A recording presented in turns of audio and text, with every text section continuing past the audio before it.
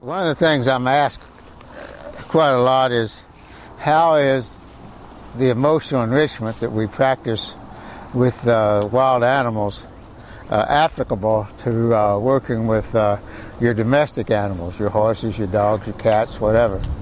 Actually, it's extremely close. The only difference between a wild animal and a domestic animal is 10,000 years of breeding, in which the instincts and the lack of inhibition is bred out of the animal. In other words, no wild animal has inhibition, so what they feel is what they'll do.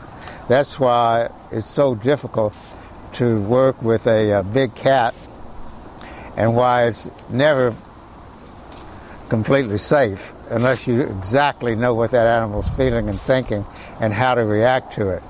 My safety with big cats is totally dependent upon my knowledge of how they're feeling that moment, that day, and how to respond to it. My relationship is not terribly important as far as my safety is concerned.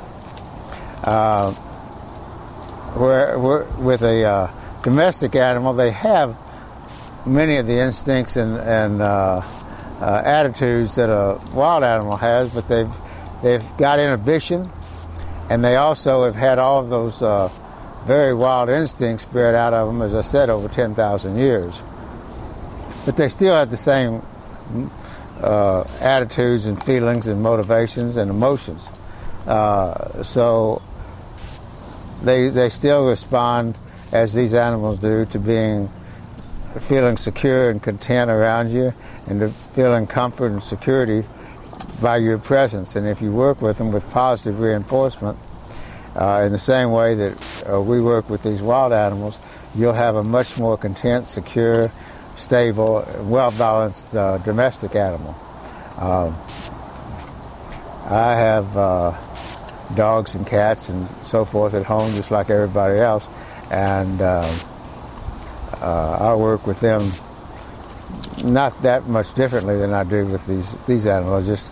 I just have to be a lot more careful with the wild animals as far as not making any mistakes.